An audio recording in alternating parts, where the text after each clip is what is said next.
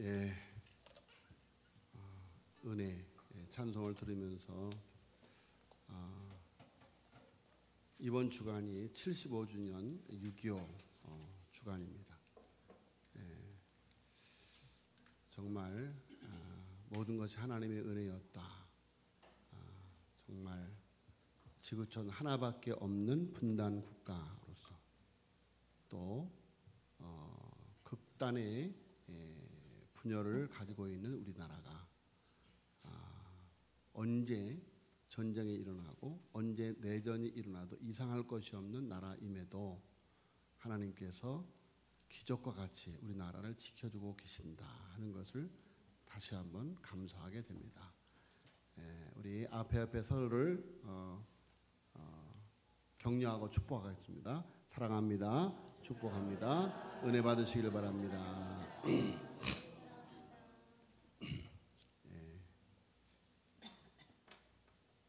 우리 이나 안녕. 네, 감사합니다. 기도하겠습니다. 하나님 아버지 은혜를 감사함을 드리옵나이다. 하나님께서 저희들에게 은혜 베풀어 주셔서 격동의 세월 가운데 하나님의 은혜 가운데 이 나라가 자유를 얻게 하여 주옵시고 이 나라가 하나님의 은혜 속에 살게 하여 주시니 주여 감사함을 드리옵나이다. 찬양을 올려드리는 우리 찬양대에 더욱더 큰 은혜 허락하여 주시옵소서. 아버지여 찬양을 잘 감당할 수 있도록 은혜 베풀어 주시옵시고 멀리 출타하여 계시는 지휘자님 하나님의 은혜 가운데 무사히 돌아와 사역을 감당할 수 있도록 주여 저를 보호하여 주시옵소서. 아버지의 말씀을 기다립니다. 오늘도 생명의 양식을 우리에게 허락하여 주시옵소서. 사람이 떡으로만 사는 것이 아니요 하나님의 입에로 나오는 말씀으로 살 것임을 알 수 있는 그리하여 생명의 떡 말씀의 떡을 먹을 수 있는 귀한 시간 되게 하여 주시옵소서. 믿사옵고 예수님의 이름으로 기도하여 싸움나이다. 아멘. 6월은 민족을 살리는 뜻을 품은 전 성도가 하나님 앞에 기도하는 달입니다. 그래서 호국 보훈의 달이다 라고 이름합니다. 특별히 호국 보훈의 달을 맞이해서 교회력에 맞춘 설교를 하고 목회를 하고 있는데 특별히 교회력과 더불어서 우리나라의 역사 이렇게 3.1운동 혹은 6.25 혹은 8.15 광복절 이런 교회의 역사를 기억하면서 또 하나님께 감사하는 기도하는 그런 절기를 우리가 보내기도 합니다. 그런데 우리 박원배 장로님, 이희중 장로님께서 나오셔서 기도를 하시는데 그렇구나. 전후 세대와 또 6.25 전쟁을 온몸으로 체험했던 분들의 생각이 이렇게 다를 수 있구나, 절실할 수 있구나 하는 생각을 해보았습니다. 그래서 두 장로님들이 기도하는 그 기도의 내용을 들어보면 정말 나라가 얼마나 소중한지, 이 나라가 어떻게 지켜졌는지, 이 나라를 지키기 위해서 순국한 순국 영령들을 위한 간절한 마음을 그 기도 속에서 읽을 수 있습니다. 호국 보훈, 호국은 보호할 호와 나라 국, 보훈은 갚을 보와 공훈입니다. 자, 우리나라의 역사를 돌아보면 많은 분들이 나라가 위태롭고 어려운 지경에 있을 때 목숨을 바쳤습니다. 그래서 6월 6일 현충일을 나라를 지키기 위해 목숨을 초계같이 버린 순국 선현들, 충성한 사람들을 기리는 날로 우리가 지키죠. 나라와 민족을 위해서 목숨 바치신 순국 선열들이야말로 민족의 존경을 받아야 할 그런 귀한 분들이 아닐 수가 없습니다. 그 숭고한 뜻을 결코 잊어서는 안 됩니다. 그리고 금년이 6.25 75주년입니다. 그래서 이번 주간이 6월 25일 75주년입니다. 75년 전 1950년 6월 25일 새벽 4시 선전포고도 없이 북한이 불법 남침을 감행을 했죠. 그날 이후 3년 1개월 동안 6.25 전쟁은 대한민국을 지옥으로 만들었습니다. 국토 85%가 초토화되었습니다. 우리 민족 100만 명 이상이 목숨을 잃었고 18만 명이 넘는 국군과 유엔군이 전사를 했습니다. 1953년 7월에 총성이 멈춘 지도 이미 오랜 세월이 지났습니다. 자, 75년이라고 하는 세월이 흐르는 동안 전쟁으로 상처 입은 모든 국토가 이렇게 엄청난 발전과 변화를 가져왔습니다. 그래서 젊은 세대는 이 전쟁이 언제 발발한지, 수많은 격전지가 어디인지, 심지어 6.25 전쟁을 누가 일으켰는지조차도 잘 알지 못하는 그런 세대를 우리가 살아가고 있습니다. 자, 여러분, 성경에 나오는 위대한 신앙인들을 보면 다 애국자들이었습니다. 예수님도 식민지 나라의 백성으로 이 땅에 오셨죠. 하나님의 아들이신 예수님도 나라와 상관없이 사신 분이 아니라 무너져가는 예루살렘을 보시며 눈물을 흘리셨습니다. 모세를 비롯해서 기드온, 사무엘, 다윗, 에스더, 느헤미야, 에레미야, 사도 바울, 그야말로 수많은 사사들, 수많은 예언자들, 성경에 보면 많은 애국자들이 소개되고 있습니다. 성경뿐만이 아니라 역사적으로 봐도 위대한 신앙인들이 다 애국자들이었습니다. 독일의 정신적인 기초를 놓은 마르틴 루터도, 스코틀랜드의 존 낙스, 덴마크의 그룬투비 같은 분들은 다 신앙인으로서 나라의 초석을 놓은 아주 위대한 인물들이죠. 자, 여러분, 우리나라는 어떻습니까?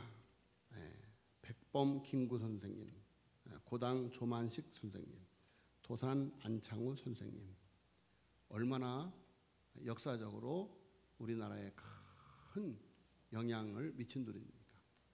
그분들이 다 신앙인들입니다. 자, 신앙의 선배들, 다 하나님을 사랑하고 나라를 내 몸처럼 아끼고 사랑했던 인물들이었다. 참된 기독교가 있는 곳에는 이런 애국자들이 있었습니다. 또 애국자들이 있는 곳에는 언제나 참된 그리스도인들이 있었다라는 것을 우리는 역사적으로 알 수 있습니다. 그야말로 신앙에는 국경이 없지만 신앙인에게는 국경이 있습니다. 그래서 한 나라의 국민은 그 나라의 통치와 영향력 안에서 살게 되는데, 그 국가가 도덕적인 수준이 높고 경제력도 넉넉하고 높은 교양과 지식을 가지고 있으면 리더 국가가 될 수 있고 모범 국가가 되어서 선교하며 축복의 통로로 하나님의 이름을 더 높일 수 있습니다. 여러분, 그래서 하나님께서 이 마지막 때의 이 나라를 열방을 선교하는 제사장의 나라로 쓰시기 위해서 이렇게 모든 분야에서 발전을 주셨고 또 이렇게 위태한 가운데서 평화를 주신 줄로 믿습니다. 자, 여러분, 오늘 본문에서는 사도 바울의 애국신앙을 배울 수가 있어요. 본문의 바울 사도의 마음에 큰 근심이 있는 것을 고백합니다. 1절과 4절을 다시 보면, 내가 그리스도 안에서 참말을 하고 거짓말을 아니하노라. 나에게 큰 근심이 있는 것과 마음에 그치지 않은 고통이 있는 것을 내 양심이 성령 안에서 나와 더불어 증언하노니 나의 형제 곧 고륙의 친척을 위하여 내 자신이 저주를 받아 그리스도에게서 끊어질지라도 원하는 바로라. 그들은 이스라엘 사람이라. 자, 여러분, 사도 바울은 이스라엘 민족, 자기 민족의 구원을 위해서라면 내가 그리스도에게서 끊어져 지옥에 간다 해도 감당하겠다 하는 말이에요. 여러분, 사도 바울은 천국과 지옥을 너무도 잘 아는 사람입니다. 그럼에도 불구하고 내가 그리스도에게 끊어져서 지옥에 가더라도 이 민족이 구원을 받을 수 있다면 하는 절실한 마음을 갖고 있는 것이죠. 바울 사도는 그리스도 안에서 그에게 큰 근심, 마음에 그치지 않은 고통이 있는 것을 그의 양심이 성령 안에서 그와 더불어 증언하신다라고 말씀하고 있습니다. 자, 여러분, 여기에 근심은 걱정, 염려보다는 슬픔과 피해를 의미하고, 고통은 신체적 고통보다도 마음의 고통을 의미하는데, 바울 사도의 마음속에 동족을 위한 큰 슬픔과 그치지 않은 고통이 있었다. 그래서 그는 나의 형제 곧 고륙의 친척을 위하여 내 자신이 저주를 받아 라고 말하는데, 이 저주는 파멸로 넘겨지는 것으로, 그 지옥에 떨어져서 영원한 고통을 받는 것을 의미합니다. 자, 여러분, 인류 구원을 위해서 예수님께서 생명 바치신 것처럼, 십자가에 생명 바치신 것처럼 바울 사도는 자기를 희생하기를 두려워하지 않았다라는 것이죠. 자, 여러분, 사도 바울의 고백은 모세의 중보 기도와 아주 유사합니다. 출애굽기 32장 31절로 32절에 보면 모세가 하나님 앞에 간절한 기도를 드립니다. 모세가 여호와께로 다시 나아가 여짜되 슬프도소이다. 이 백성이 자기를 위하여 금신을 만들어 싸우니 큰 죄를 범하였나이다. 그러나 이제 그들의 죄를 사하시옵소서. 그렇지 아니하시오면 원하건대 주께서 기록하신 책에서 내 이름을 지워버려 주옵소서. 자, 우리 민족이 다 지옥에 떨어지고 구원받지 못하려는 나 한 사람만 구원받으면 무슨 소용이 있겠느냐 하는 것입니다. 나의 민족, 나의 동족이 구원을 얻을 수 있다면 기꺼이 나의 이 한 목숨을 바치겠노라 라는 바울 사도의 각오. 자, 자신의 나라를 사랑하고 민족을 사랑하는 애국신앙은 성경에 나타난 신앙 선배들의 특징입니다. 우리 그리스도인들은 조국을 사랑하고 애국정신을 고취하고 애국신앙을 배우면서 선조들이 피를 흘려 물려준 우리 조국을 잘 지켜 발전시켜서 우리 후손들에게 넘겨주어야 될 것입니다. 자, 여러분, 우리가 지켜야 할 국가, 우리가 지켜야 할 국가, 이 나라, 국가라고 할 때 세 가지로 정의할 수 있는데 국민과 헌법과 국토입니다. 그래서 4절로 6절에 보면 그들은 이스라엘 사람들이라 그들에게는 양자됨과 영광과 언약들과 율법을 세우신 것과 예배와 약속들이 있고 조상들도 그들의 것이요 육신으로 하면 그리스도께서 그들에게 나셨으니 그는 만물 위에 계셔서 세세의 찬양을 받으실 하나님이시니라. 아멘. 자, 그들은 이스라엘 사람이라. 그들은 이스라엘 사람이라. 바로 국민을 말하죠. 또 언약과 율법을 세우신 것과 이것은 통치 기구인 헌법을 말합니다. 예배와 약속들이 있고 이것은 예배와 약속들은 장차 들어가 살게 될 가나안 복지인 국토를 의미하죠. 국민, 영토, 헌법 이 세 가지 요소 중에 하나라도 빠지면 국가로 성립될 수가 없는 것입니다. 자, 우리 민족은 과거에 나라를 빼앗긴 역사를 통해서 이 세 가지의 중요성을 처절히 겪었습니다. 애국신앙이란 이 세 가지를 지키고 세우는 것이다. 첫째로 국민을 지켜야 된다. 국민을 지켜야 된다. 자, 여러분 지금 사도 바울이 자기 국민을 위해서, 자기 나라의 구원을 위해서 하나님께 기도하고 있습니다. 사도 바울의 마음속에 있었던 큰 근심, 마음에 그치지 않은 고통의 정체가 무엇인가? 그가 자신의 형제 곧 고륙의 친척에게 일어나기를 간절히 바랐던 일이 무엇인가? 그것은 다음 장 로마서 10장 1절에 보면 세 번역으로 소개하면, 형제 자매 여러분, 내 마음의 간절한 소원과 내 동족을 위하여 하나님께 드리는 내 기도의 내용은 그들이 구원을 얻는 일입니다. 따라서 하겠습니다. 형제 여러분, 내 마음의 간절한 소원과 내 동족을 위하여 하나님께 드리는 내 기도의 내용은 그들이 구원을 얻는 일입니다. 할렐루야. 여러분, 사도 바울이 가졌던, 모세가 가졌던 위대한 믿음의 신앙의 선배들이 갖던 그 간절한 민족 구원을 향한 근심과 애통하는 마음이 우리에게 있어야 될 줄로 믿습니다. 제가 어릴 적 삼각산에 가서 기도를 많이 했는데, 특별히 그전에도 몇 번 소개된 적이 있습니다만은, 삼각산에 가면 애국 기도원이 있어요. 애국 구국 기도원.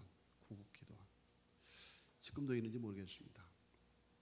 한동안 이제 그때에도 이렇게 무허가 기도원들을 막 이렇게 철거하는 운동이 많이 있었는데, 그런데 그때 당시에 그 구국 기도원회를 가면, 제가 이제 중고등학교 때 이제 교육자님을 따라서 구국 기도원을 갔는데, 그곳에 가면 설교를 하시는 분이 여기 기도원은 구국 기도원입니다. 그래서 여러분들이 어떤 기도의 제목을 가지고 왔든지 나라를 위해서 기도할 때 기도의 문이 열릴 것입니다. 이렇게 말씀을 하죠.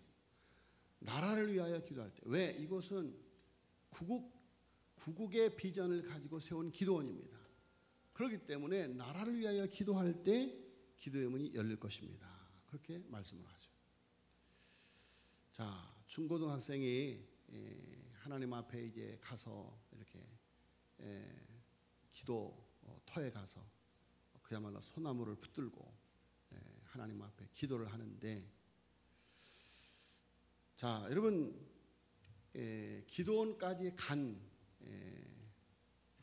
청소년이 가장 사모하는 기도가 무슨 기도겠습니까? 은혜 받기 위한 기도죠. 은혜 받기 위한 기도.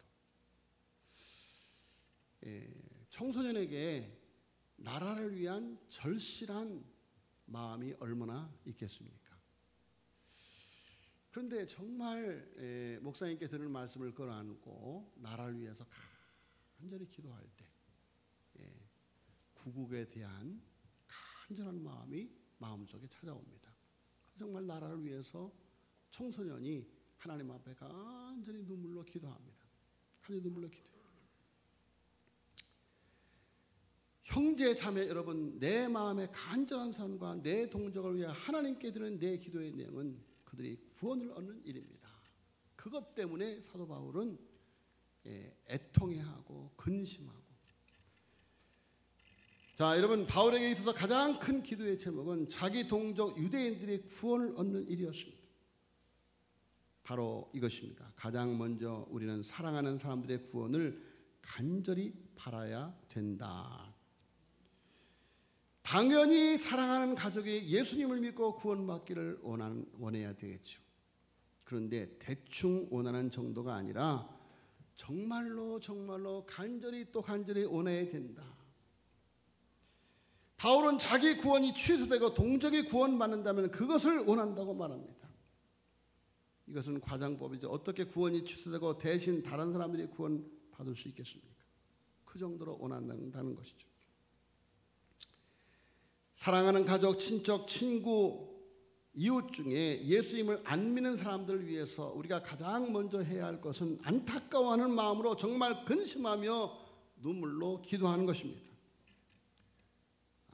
요한 번연의 철로역정 1권에 보면 주인공 크리스찬이 기독도가 자신의 죄 문제를 해결하고 구원받기 위해서 순례길을 떠나야 한다고 가족에게 말합니다. 가족들은 이해하지 못합니다. 오히려 그들은 그를 비웃고 야단치고 무시합니다. 기독도는 가족을 불쌍히 여겼지만 기도 외에 할 수 있는 것이 없었고 마침내 그들을 하나님께 부탁드리며 홀로 순례의 길을 떠납니다. 그런데 철로역정 2권에 보면 그의 부인인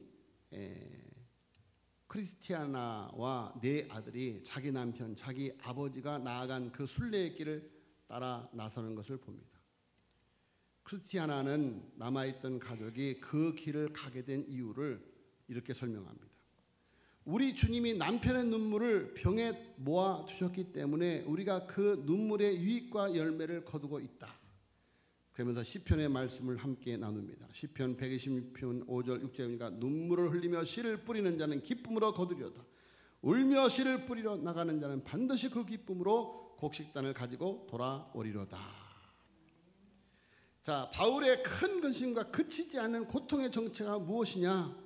주님께서 자신의 가족과 민족을 구원하시려고 예수 그리스도를 이 땅에 이스라엘 가운데 보내시는 불구하고 그들이 그분을 영접하지 않고 있다는 사실입니다. 여러분, 저 양화진에 가면 벽안의 선교사들, 파란 눈의 선교사들이 이 땅에 와서, 이 나라에 와서 이 백성들을 구원하기 위해서, 이 미개한 땅, 조선 땅을 구원하기 위해서 순교한 순교자들의 무덤이 있습니다. 여러분, 그들의 희생으로, 그들의 간절한 기도로 우리가 구원을 받아 하나님의 백성이 된 줄로 믿습니다. 여러분, 기억하시길 바랍니다. 한 번 죽는 것은 사람에게 정한 것인데 그 위에 심판이 있다고 했습니다. 모든 사람이 죄를 범하였으며 하나님의 영광에 이르지 못한다고 하였습니다. 여러분, 다 멸망 아래에 있는 이 땅, 이 세상을 구원하시기 위해서 예수 그리스도께서 십자가에서 우리의 죄를 대속하시고 우리를 위하여 죽으셨습니다.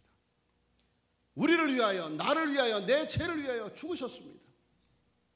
우리는 그 사랑을 알고 예수 그리스도를 믿어 의롭다, 예수 그리스도가 우리의 죄를 다 대속해 주었기 때문에 의롭다 인침을 받고 하나님의 자녀가 된 줄로 믿습니다.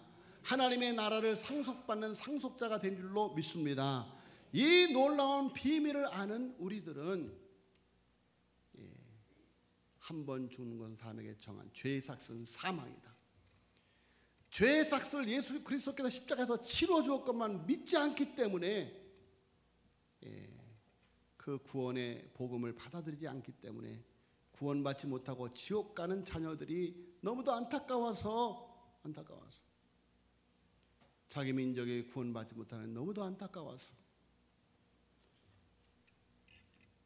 자, 여러분,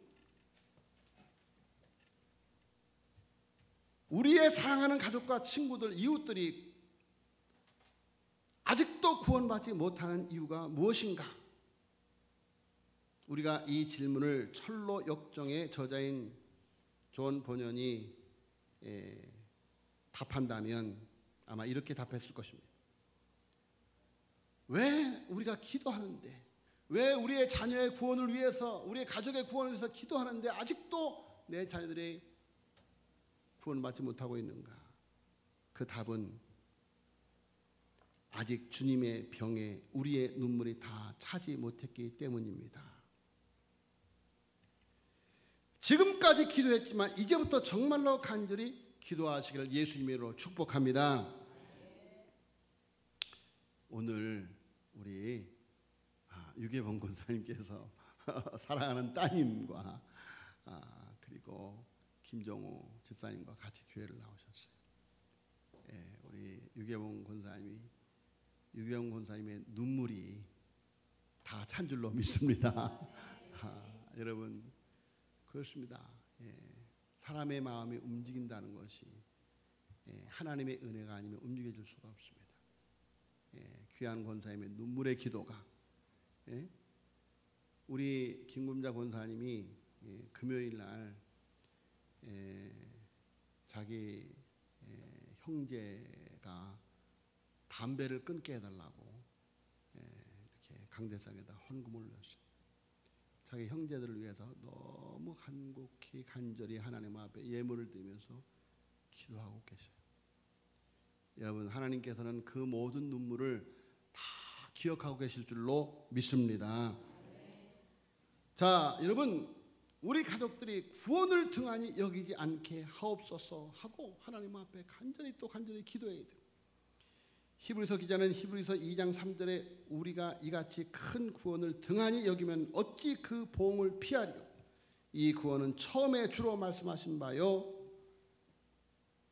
들은 자들이 우리에게 확증한 바다. 우리를 구원하시고자 예수 그리스도가 십자가에서 죽으시고 거룩한 피를 흘려주셨는데 어째서 복음을 전하지 않겠습니까? 어째서 그들을 위해서 기도하지 않겠습니까? 우리가 자녀들을 배우자에게, 부모님에게, 친척들에게, 이웃들에게, 우리 민족에 줄 수 있는 가장 위대한 선물은 바로 복음인 줄로 믿습니다. 국민을 지키는 길은 복음이요 구원인 줄로 믿습니다. 죄악의 쓰나미로부터 거룩한 방파제가 되어서 이 나라 이 민족을 지켜야 될 줄로 믿습니다. 두 번째로는 법을 지켜야 된다. 법은 국가 통치 수단입니다. 국가의 안녕과 질서를 유지하기 위하여 나라마다 헌법을 제정합니다. 국민은 누구나 예외 없이 국가의 법을 준수하고 따라야만 되는 것이죠. 그래서 바울은 이스라엘 백성에게 하나님이 율법을 주셨다. 자, 여러분, 성도들은 하나님의 법을 지키면서 한 국가의 국민으로서 국가의 헌법도 지켜야만 됩니다. 우리 국민들은 대한민국 헌법을 지켜야만 됩니다. 하나님의 법과 배치되지 않으면 헌법을 지켜야만 됩니다. 여러분, 나라가 동성애를 합법화한다면 우리는 그 법을 따를 수 없습니다. 생명을 걸고서라도 우리는 거룩한 방파제가 되어서 이 나라의 거룩을 지켜가야 될 줄로 믿습니다. 자, 여러분, 대한민국은 민주공화국이다. 대한민국의 주권은 국민에게 있고 모든 권력은 국민으로부터 나온다라고 대한민국 헌법 제1조는 2개 조항으로 되어 선포하고 있는데, 우리 대한민국은 민주공화국입니다. 공산주의나 사회주의 국가가 아닌 것입니다. 민주주의를 바탕으로 하고 있습니다. 그러므로 우리나라의 어떤 공산주의, 사회주의가 발을 붙여게 해서는 안 됩니다. 모든 국민들은 민주주의 국가의 목표를 향해서 헌법을 지켜가야만 되는 것입니다. 우리 그리스도인들은 철저하게 하나님의 법과 국가의 헌법을 지켜야만 합니다. 민주주의 국가를 수호하고 아름다운 민주국가를 후손에게 물려주어야 될 줄로 믿습니다. 세 번째는 영토를 지켜야만 됩니다. 로마 9장 4절에 보니까 그들은 이스라엘 사람이라 그들에게는 양자됨과 영광의 언약들과 율법을 세우신 것과 예배와 약속들이 있다라고 말씀하고 있습니다. 자, 여러분, 영토, 바로 약속의 땅, 광야의 이스라엘 백성들에게 약속한 국토는 젖과 꿀이는 가나안 땅임과 동시에 영적으로 천국을 말합니다. 자, 하나님은 이스라엘 조상들에게 천국을 언약하셨습니다. 이 천국은 현세에서 우리의 마음과 생활의 평안으로 성취되고 또 사후에 이루어질 천국이 성도들이 영원히 살아야 할 영토인 것이죠. 예수님도 빌라도에게 내 나라는 이 세상에 속한 것이 아니다라고 말씀합니다. 하나님의 나라가 성도들에게는 국토인 것입니다. 뿐만이 아니라 이 세상에서 사는 동안에 우리의 조국 대한민국이 우리의 영토인데, 그야말로 하나님은 삼천리반도 금수강산을 우리에게 약속의 땅으로 주셨습니다. 여러분, 이 약속의 땅을 진정한 약속의 땅으로 하나님의 나라로 만들어 가야 될 줄로 믿습니다. 자, 여러분, 이 조국 이 나라 삼천리반도 금수강산을 악한 원수마귀로부터 우리가 지켜내야만 되는 것입니다.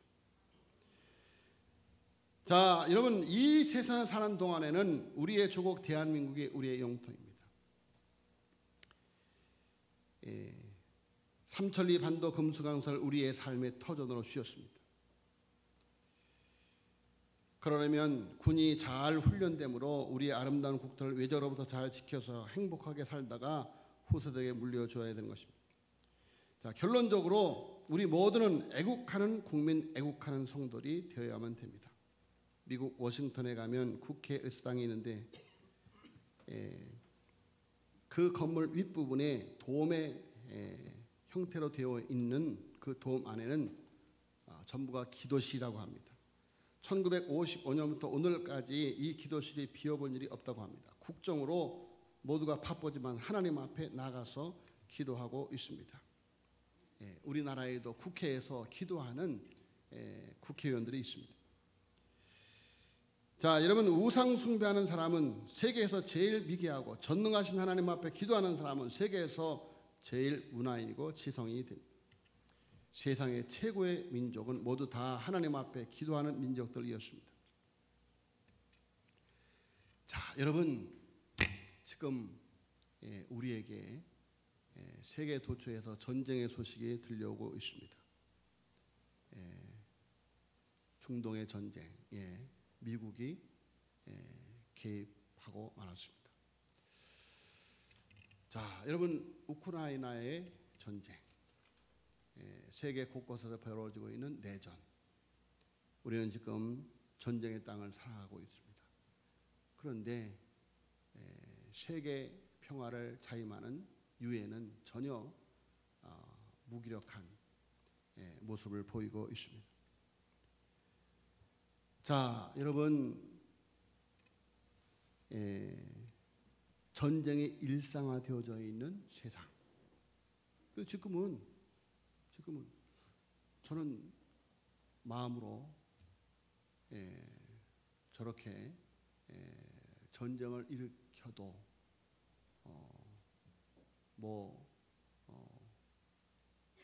경제적인 제재를 받는다 하지만 별일 없어요. 이제 푸틴처럼 시진핑이 어떤 오판을 해서 대만이라든지 또 북한을 통해서 우리나라를, 여러분, 지금 어느 날 갑자기 전쟁이 일어나도 이상할 것이 없는 나라를 우리는 그 시대를 살아가고 있습니다.